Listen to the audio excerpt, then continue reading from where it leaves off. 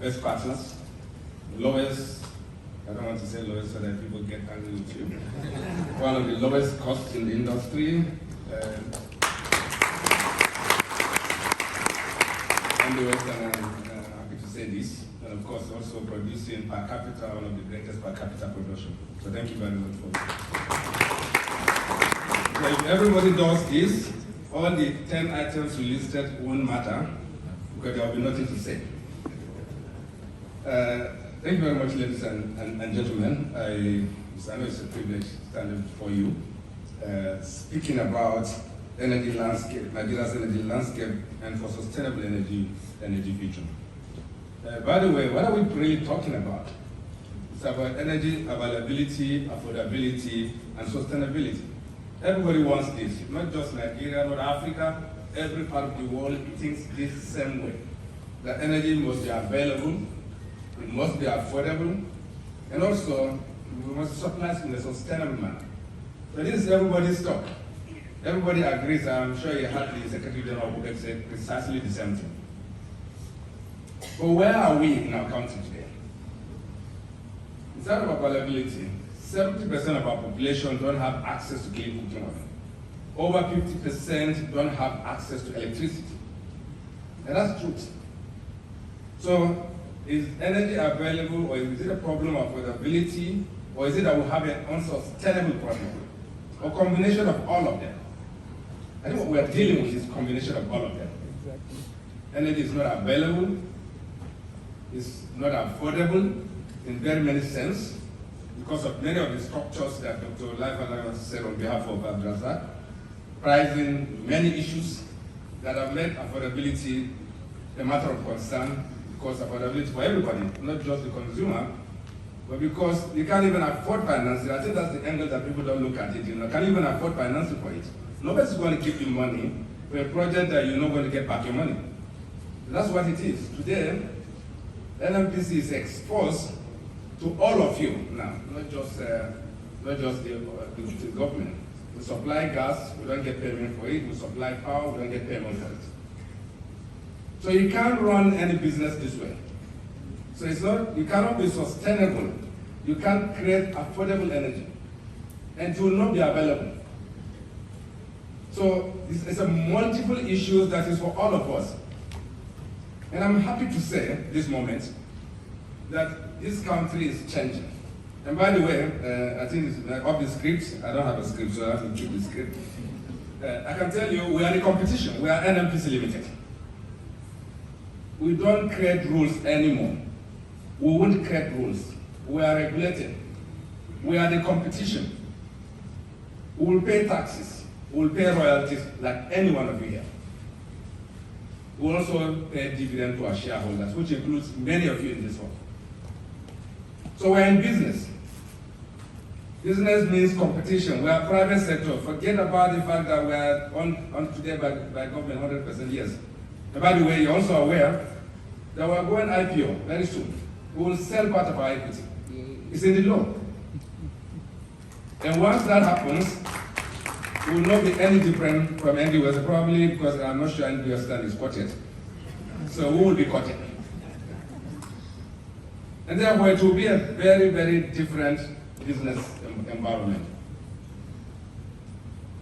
Are we in a position to facilitate business? Yes. Our partnerships produce over 80% of the oil and gas in the country. That's the truth. Either directly operating through our own upstream company or through our partnerships with our joint venture partners. And of course, also, mind you, in the PSCs today, we are just agents. So it's not on our balance sheet. Anybody doing PSC today say we are just agents of the state, trying to make sure that you deliver value to them, and then they will pay us for it. But I'm sure you appreciate this new relationship. The PSCs are not on the balance sheet of the NMPC. They are not, we are just agents. We'll make sure you do your work. Because when you do, we are compensated 40% of your profit oil. So it's important for us, it's business for us. So, now where are we then? Infrastructure. We have seen the risk. And I'm very happy my brother and friend, Mofe mentioned that look, infrastructure must come into play. Somebody has to do it. 2-year projects are kept for 10 years. Nothing to doubt, that's the truth. But why did it happen? When you start appropriating for oil and gas projects, that you're waiting for funding from appropriation every year for you to complete a project, you cannot complete it. So it's not possible. We have a beautiful gas master plan, which Mobe also referred to. PowerPoint. We couldn't deliver it. Why didn't we deliver it? There is no enabling fiscal environment. Your laws don't support it. You didn't talk. We have an oil fiscal environment in our country until 2021 August. So nobody cared about gas. So you don't have a supporting fiscal environment. Number two, because the pricing itself, which everybody mentions, there's no basis for pricing of gas that you bring into domestic market, even to the export market. And with all apologies, I didn't see this gentleman from NLNG. We own, by the way, we own 49% of the LNGs. That notwithstanding, we are selling gas at 89 cents or 80-something cents to the NLNG. That's not market. As long as you are not involved in the midstream, nobody is going to deliver gas into the NLNG or any plant. It makes sense when you own the midstream plant equally and proportionately. You can actually give free gas. Some countries have done it. It doesn't mean anything because it says you own the midstream plant where the money comes from. It doesn't matter if you give it free of charge. That may be the concept. But today, the NLNG is undersupplied with gas. So somebody has to come in. Third-party gas must come in to any plant. And you can't do what we're doing today and expect gas into any of these plants. So this is lacking. So who's going to put the infrastructure that will not deliver the value for you? And ultimately you expect that things will work. It didn't. And we're happy that everything has changed. Today, the PIA has transferred all the gas infrastructure assets to the NMDC. We'll run it as a business. We're not going to ask for money from government to run this. We can borrow, we can use our cash flows to do it. So it's new reality. Delivering the infrastructure, you pay for it. Once you start producing your gas, we charge you throughput. But it will deliver this project. The mainframe infrastructure said, now that the environment is becoming much more commercial, much more, I'm sure that some of you will start in your own pipeline. Nobody's stopping you. There is open access rule in the law today, so we will not stop you from pumping that we have excess capacity. But everything is changing. We will deliver one part of it. Go back and take a look at your PowerPoints again and see how you can convert some of them to value, because you can also lay the pipelines. Everybody is waiting for NFS to complete the mainframe infrastructure. Mind you are leaving business to your competition. That's what we are. And that's why we will proceed to deliver on our major gas projects, to deliver gas into domestic market and look for gas for export from many platforms. As you're aware, we're expanding the NLNG with the Trend 7 and potentially with Trend 8, doubling its capacity and looking at new opportunities. The market is looking for gas. I don't need to emphasize this. I don't need to repeat this. Everybody knows that the world is looking for gas. It won't vanish. 50 years time to come, it will still be required. So we know this. So there must be gas into the export market short term. Many of the geopolitics, needless to measure what they are. But many of the geopolitical issues have now brought this balance that somebody must provide gas into the market, and we saw that as an opportunity. That's why we are following through a number of initiatives, bringing in some floating LNGs. I've seen Julius here, we'll support him so that we can deliver that. And there are very many other, sometimes not, probably today not at the point of speaking about it, but I can tell you that we are building more floats so that we can quickly bring gas into the market. And we'll proceed our major infrastructure gas pipeline project. Taking gas across into Nigeria, yes, you can, I've had a lot of arguments on what you have to do, why don't you do an LNG and so on and so forth, but it's beyond this. When you do a pipeline from Brass all the way through 11 West African countries into Morocco and Nigeria, what you do is that you are creating prosperity along this pipeline. You are creating value. You are creating integration. We can be very prosperous here. But mind you, security, safety means that you must look around your neighbors. And that's already happening all over the world. Everybody's doing this. People travel 10,000 kilometers to set peace in certain countries so that it doesn't get back to them. I don't want to talk about those countries. But you know this happens. That means that we'll follow through our initiative to see how we can deliver gas into the West African market, all the way to 11 countries, and potentially end up in Europe.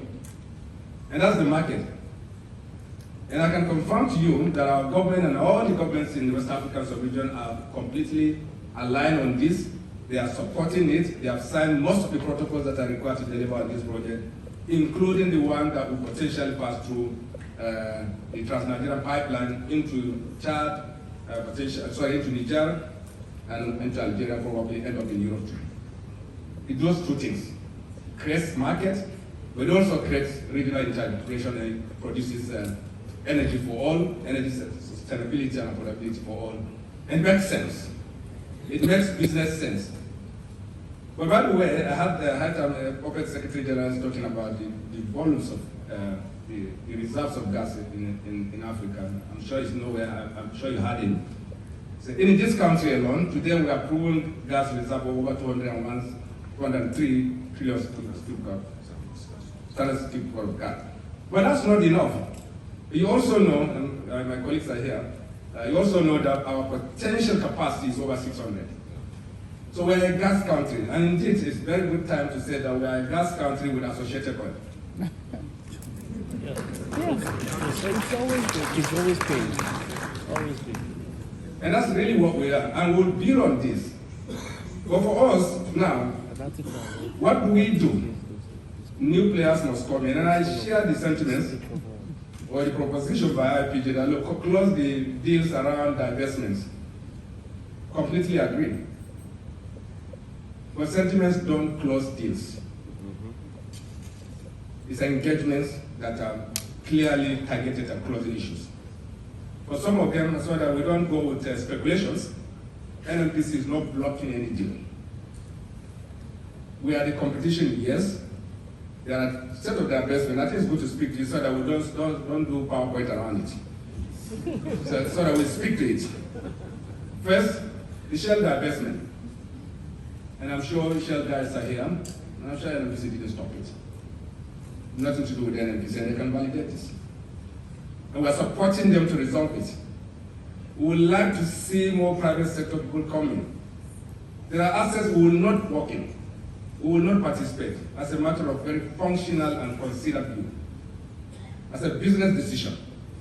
As a matter of fact, not just what others are divesting, you are going to see assets getting out of our, we will let them go. So just get ready, you will see assets. So we're not just going to stop you from getting from anyone else, you will get from us. And be ready for it.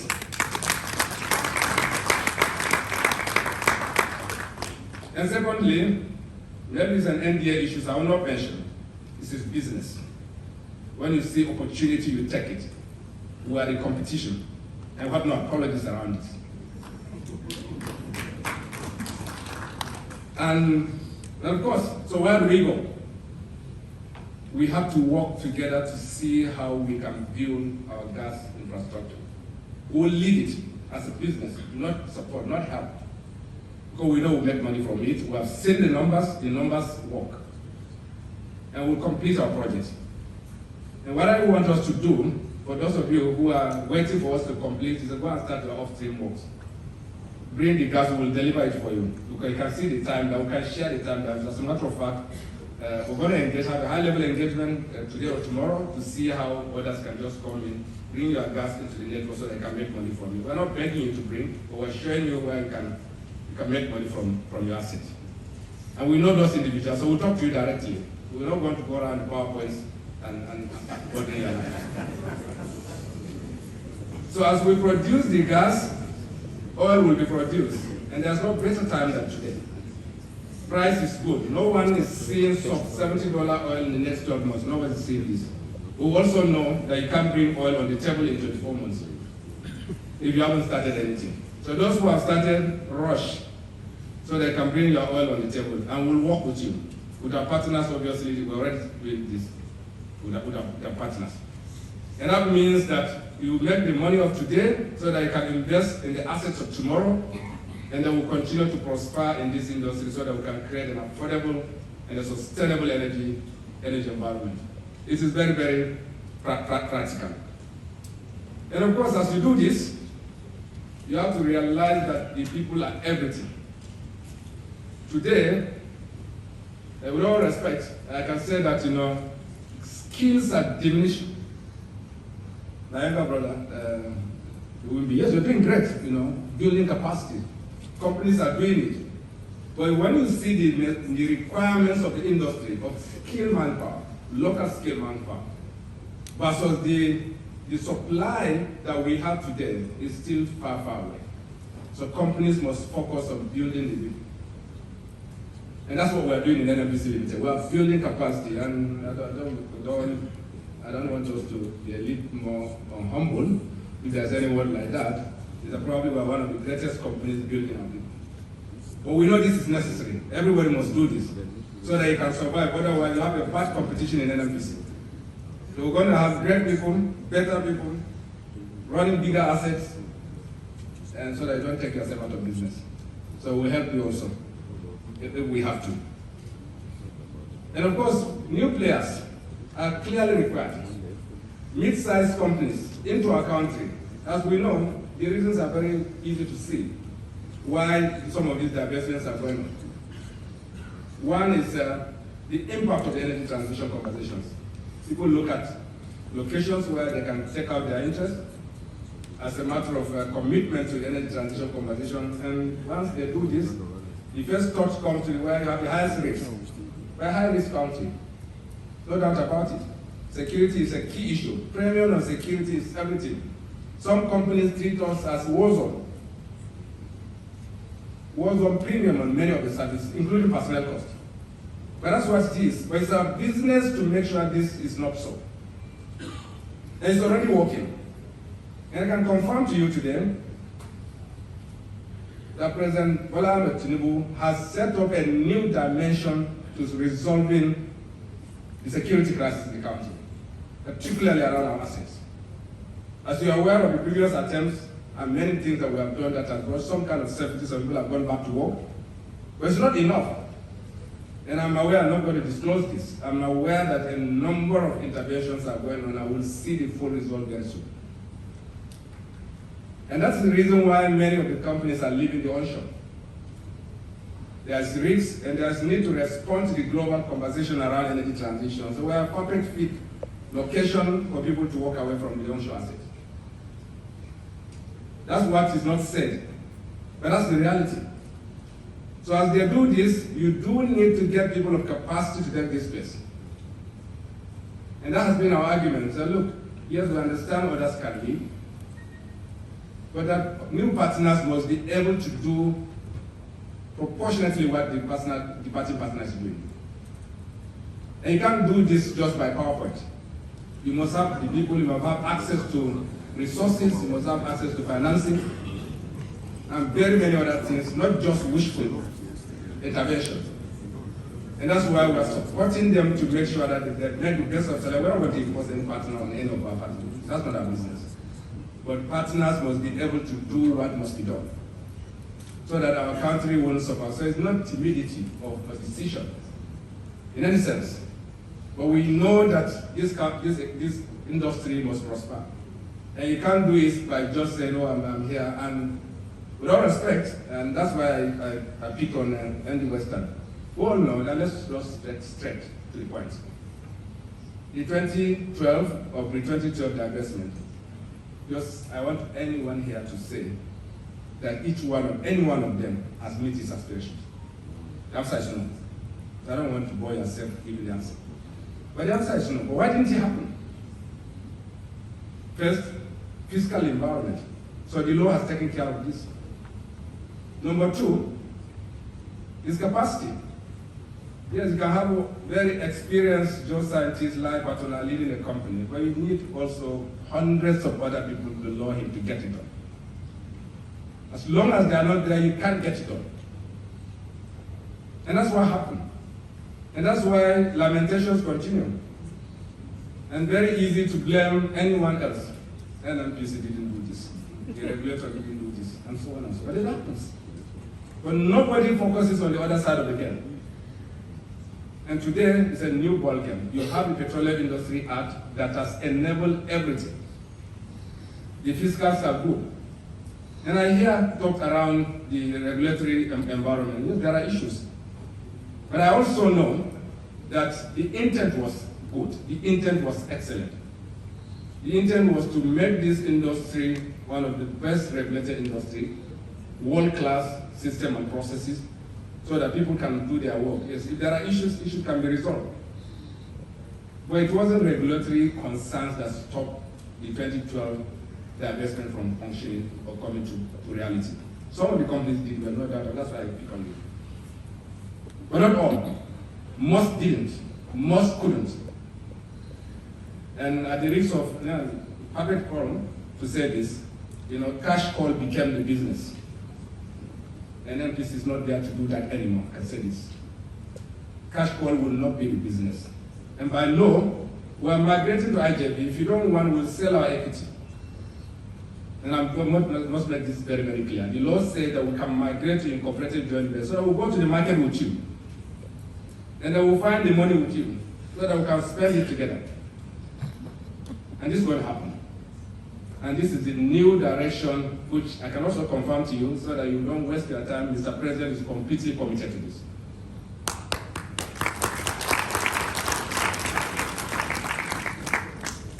And lastly, much more importantly, is that this country is looking for energy.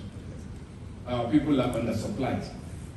Affordability is not even a key issue, because if you increase supply, naturally affordability becomes a secondary issue. And of course, there is sustainable energy. And we hear all the talk around green energy. Absolutely, we are committed to it. I don't want us to talk about, we are not emitting. We are not competing for emissions. But we have a different story. You have millions of keke nappies. I don't know when you are going to convert them to solar energy.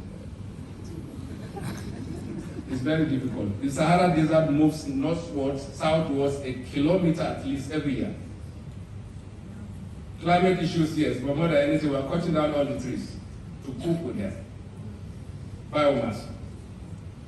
All the forests that, if there's anything as such in the extreme northern part of the country, now, for all of us, you know that now charcoal is big business. Every truck carrying PMA, you see some sacks on top of it.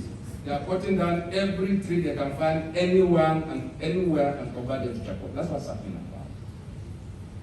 And that means instead of having a kilometer loss to the desert, you are creating new deserts everywhere. Because when you cut down a tree, it took 20 years to grow, and then you cut it down in one day. And that's what's happening. And the only way you can stop this is to give them alternative. So there's no other way of doing it than to give them affordable cooking oil gas. That's why we're also focused on ensuring we deliver on LPG into the market, and also using CNG to convert some of the vehicles as we go along, so that we can give people alternative. If you don't give them alternative, you can't talk about stop the biomass. So it's not possible. So we have a different conversation in the short and even in the medium term. Then when we get there, we can talk about the EVs. I know some people here have EVs, but we also have problem with electricity in your house. But that is work in progress. So this is the opportunity. Gas deepening infrastructure, midstream gas infrastructure, getting people to have access to LPG in the markets. These are the opportunity areas. They are there. And I can see the gas people here. This is the perfect moment for this. As we are, of course, I wanted to leave it to the last. The biggest trouble we had in this country in the last 40, 30 years was the issue of subsidy on PMS. It takes out close to 400 billion naira every month to smoke cigarette. That's what I call it. And when you smoke cigarette, it does two things. First of all, you won't see it, smoke will go away. Number two, it will make you sick and perhaps kill you or accelerate your death. And that's what subsidy does. And we're happy today that the boldness of decision of Mr. President, that let's walk away from this. And we're already seeing the value. our national ratings changing, because this is complemented by the FX regime stability that we have now. NNPC will no longer have access to those easy dollar that you think. If we have US dollar, we'll convert it at the same market rate that any one of you will do here. So that's really no advantage anymore. So it doesn't exist. So it's an open market, it's a competition to deliver value to everyone. And therefore, we see this market changing, this environment is changing, our country will grow. And with those initiatives, and all the decisions that have been made in the very recent time, I can see that the room for lamentation are gone. If you do, you are incompetent. So you can look for somebody to blame. Please don't blame the NNPC. And lastly, I think I don't want to lose my license to practice. I'm a geologist, and I'm a fellow of the Nigerian Mine and Geosciences Society. Not that the title matters, but I don't want the NNGS to withdraw my ability to practice as a geologist. Thank you very much.